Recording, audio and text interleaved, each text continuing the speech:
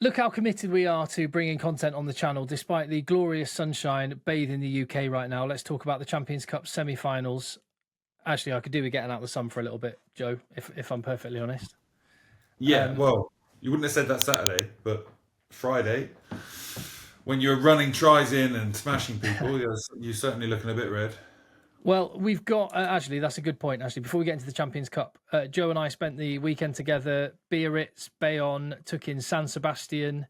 Joe went for a brief jaunt to Ibiza from there as well before coming home. You're going to be able to catch a bunch of that, all of our escapades, watching Pro de Deux, watching Top 14 on Derby weekend in France. You're going to get that coming in the channel very soon. Another reason of many to make sure you hit subscribe, give the video a thumbs up.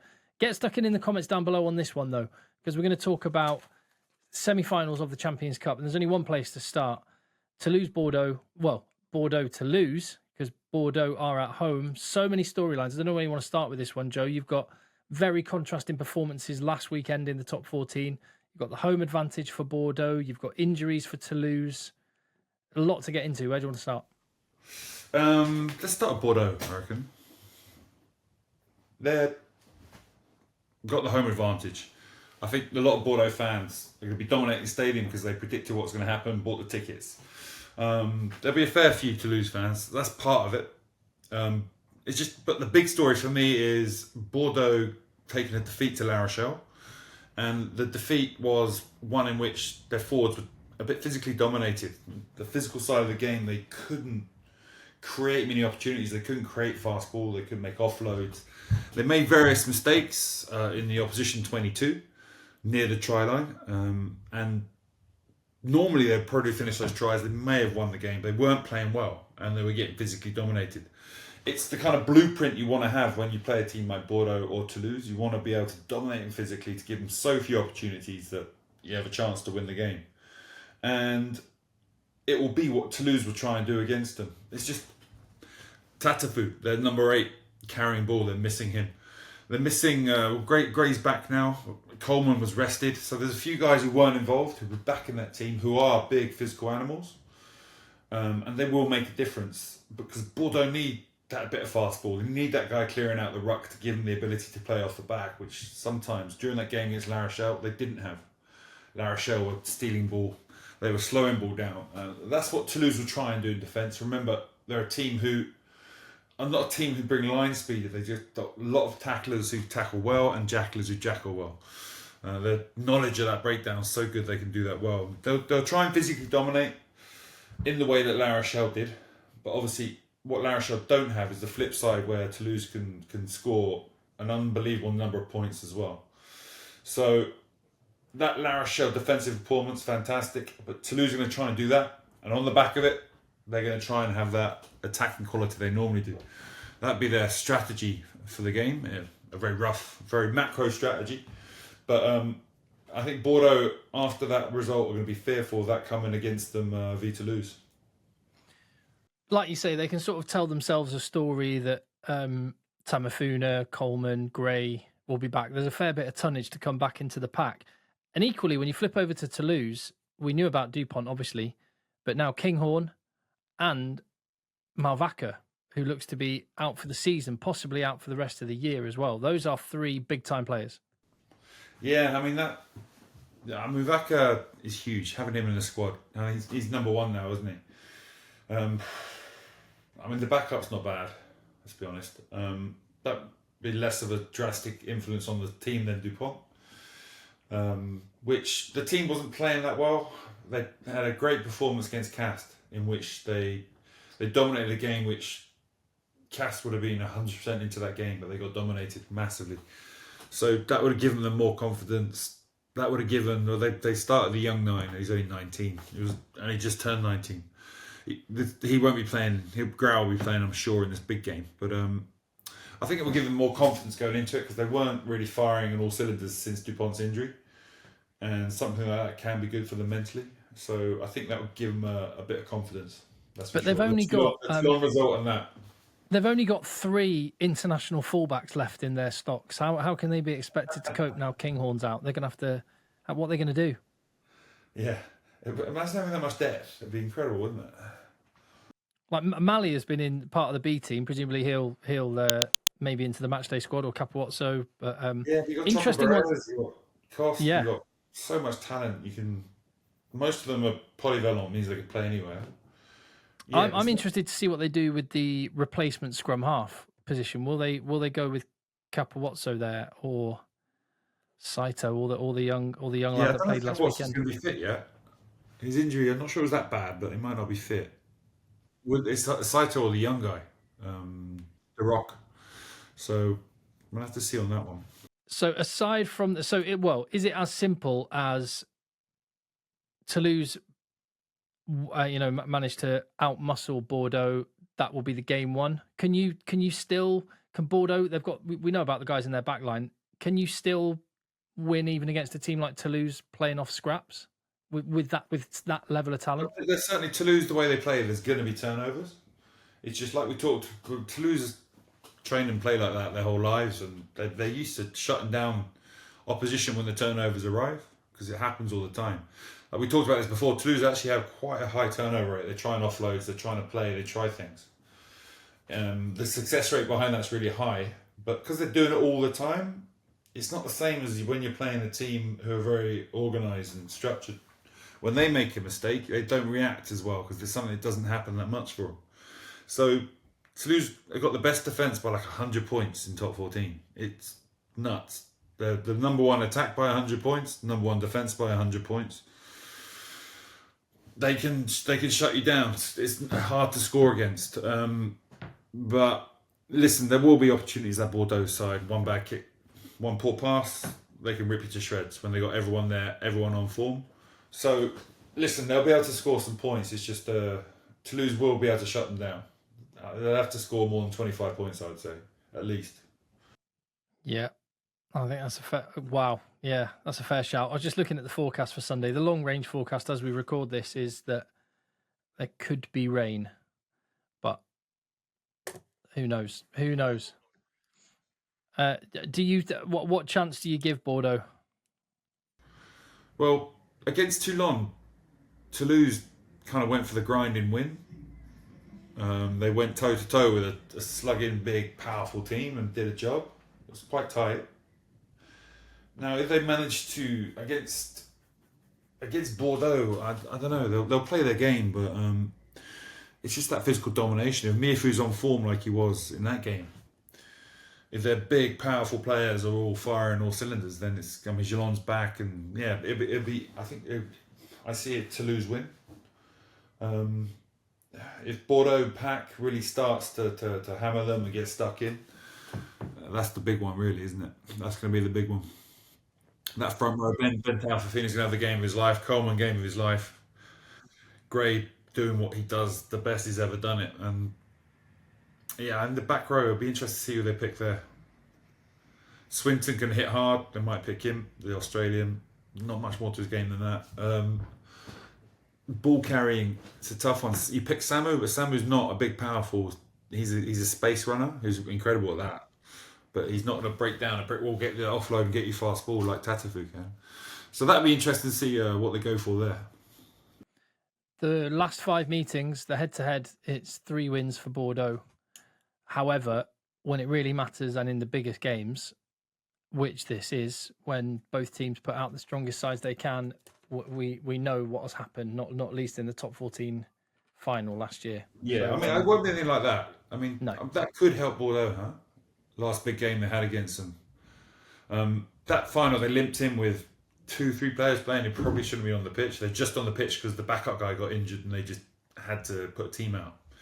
So they staggered into that one. That's not happening now. So it won't be anything like that, I'm sure.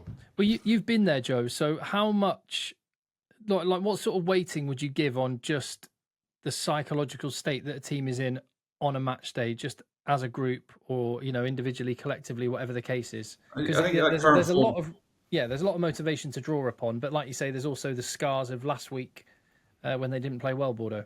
Yeah, I think that recent side of things is far more effective on the psyche than what happened last year. A lot of water under the bridge since those moments. So it could be a flip side. During the week, they've had that terrible performance. There'll be no complacency.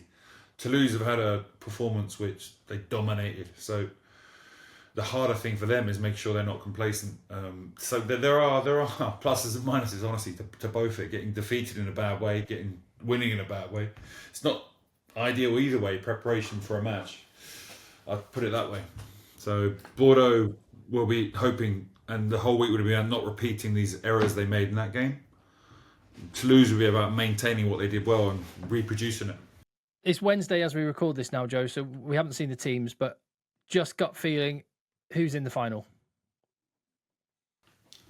Oh, God. My heart wants to say Bordeaux because it's a club I really love. I'm going to say Bordeaux can produce the performance of their lives. I'm going to have to go with Stade Toulousain as well, but then again, I don't have skin in the game or history as you do, Joe, so understandable. Let's talk about what lies in waiting for whoever does come through that semi-final on Sunday, the first one on Saturday. Is there any, or let me ask it a different way. If you were part of the Saints squad, what would you be plotting to try and bring down Leinster? Would you just go out there and play your game, or would you have to combat what they bring? Leinster have become uber efficient, haven't they? So efficient. You're going to get very few chances, and when you get them, you've got to make them count. Northampton are very dangerous. On the flip side, they can, again, Leinster, when those moments happen, where the turnovers come, they can react pretty well, score well, but they can just dominate territory, make you play in the wrong part of the pitch, and then if you make a mistake there, you're going to get crucified, like we've seen in most of the games. So, I think Leinster get ahead, it can be so difficult to come back at them. It's just the amount of control they have on the match, their ability to kick really well, and if you make a poor kick counter-attack, but kick really well, if you decide to play from around your own half, around the 50-metre line, then they can defend really well and put a lot of pressure on you. So it's only a matter of time before something happens. That's the danger they got at the moment. And physically, if you could dominate them again, that would make a big difference. But do that Northampton team have enough muscle to do that? I'm not sure they do. I haven't watched them a huge amount this season. They have got some super talented players, but I'm not sure they'll be capable of doing that. So if they can't physically dominate them, they've got to go into a game where you're moving fast, acting quickly, and Leinster do that well. So I think it'd be tough to see how Northampton could have the attacking game where they don't make any errors, and a defensive game in which they're kicking amazingly well, defending so well, again, not giving up any penalties, any field position that's unnecessary. That's the formula. It's not simple. They've got to be an all-court team in this game. Territory, defence, attack, they have to have it all. Yeah, I just can't see the way Leinster just ripped Glasgow to shreds in the quarter-final, 52-0. Saints from last year, when they actually competed really well in Dublin and got within 7 points. They've lost Courtney Laws since then, Lewis Ludlam. Yeah, Moon. Moon. I'll tell you one thing is they haven't had a hard game. Yeah, that's a really good point. That's the one thing maybe you could say. Pool stages, playoffs, they've not really had a hard game. And URC, I think they've been moving their team around and they've been resting people. They lost, I think, with a B team, with the Binjus. So that's the one thing, huh? They've not played together as much as Northampton, and they're not been at the furnace in front of a real hard match that's going to give them the ideal preparation. It's a cliche, but that start's got to be hot from Northampton. And with that backline, Mitchell, Finn Smith, Fraser Dingwall, Tommy Freeman, Ollie Slightholme, no George Furbank, but stacked with England internationals. It could be really good. And the other backdrop is British and Irish Lions selection is next Thursday, and you've got Finn Smith opposite Sam Prendergast. You've got Alex Mitchell trying to prove that he's up to the level of Jameson Gibson Park. I don't expect him to get in, but Henry Pollock opposite Josh van der Fleer is a fun one to watch as well. Yeah, you were a flanker at Wasps when Haskell was coming through and into the first team. He was a kind of precocious talent and a big character, had a lot of swagger and confidence. I'm not saying he's exactly like Henry Pollock, but what do you think of Pollock, and how would you? What did you think when, say, Haskell was coming through? I don't know. Pollock, and that met him on the pitch. I believe he's done some things. You're like, oh, what are you doing? If you're an opposition or teammate, you'd be like, geez. But I think in real life, apparently he's pretty cool. Hask, again, sometimes you just think he's an absolute. People see stuff and they just think, who's this idiot, privileged lunatic running around saying this, doing that? But again, he's someone you get to know and is a wonderful person. So until you get to know Pollock, I can't really comment on exactly what he's like. But he's not like Hask. He's slightly different there. Yeah, I just love any youngster. He's not a coming. Bantosaurus. Yeah. What was it Hask used to call himself? The Archbishop of Banterbury. Yeah, he's not the Archbishop of Banterbury yet, is he? I just love any player that kind of comes in full of confidence and then backs it up, which Haskell did, and Pollock is doing. So, and I'm sure he will be relishing that matchup against Josh van der Fleer. So, I can't see a Saints win, but looking forward to the game. That's on Saturday. And let's turn our attention now to the Challenge Cup. You've got Bath against Edinburgh. Edinburgh at home against Bath. Finn Russell playing in the capital up north of the border. But the game I want to really pick your brain about is Lyon and Racing. How do these two teams match up the way that they play? Racing are going to be mentally pretty good because they're kind of safe now. Not quite, but kind of. Players come back from injury.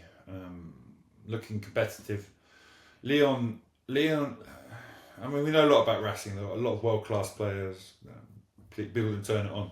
Had issues this year. Despite all that class, sacking coaches, changing things around. So they're not by any means going to be a great side yet. So they're beatable. But Lyon this year have had the best year in a long time. They've been up and down. They've got a huge budget. I think it's actually a bigger budget than Racing.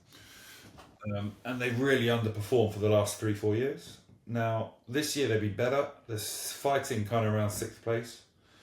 But again, they're a team who haven't quite found what they are yet. So this game, it'd be interesting to watch.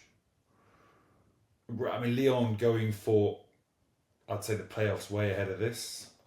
So in Racing, this could just be like a good distraction that would make a bad season seem a bit more better if they won. So I'd say they've probably got more desire to be winning this game than Lyon will. Lyon will still very much be targeting the top 14 and getting into those playoffs.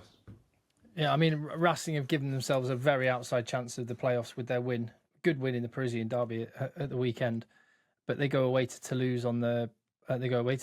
They, mind you, they're home to Montpellier and home to Bayonne, so they might feel like they can qualify as well. Just out of curiosity, what would the assessment be for either team if they missed out on the playoffs but won the Challenge Cup? Would that be seen as in France as a successful season or a failure or something? Most people would probably take a shot at the barrages and then see what happens after. Then, if you offered them that, if they finish at the barrages, maybe then they'd say, "Oh, it was nice to win the cup." If you gave them a shot, so you're only 3 games from winning the whole thing, then you take that, I reckon. How do you see that one going down? The confidence boost of the weekend in that Parisian derby, the players they've got, maybe Racing can keep the wagons rolling? Yeah, I'd say. Yeah. I think they're in a good place. I'm going to go with that one as well. Give your thoughts in the comments down below. Get stuck in, enjoy the rugby over the weekend, and then we'll be here on the other side to pick the bones out of it. So hit subscribe if you haven't already.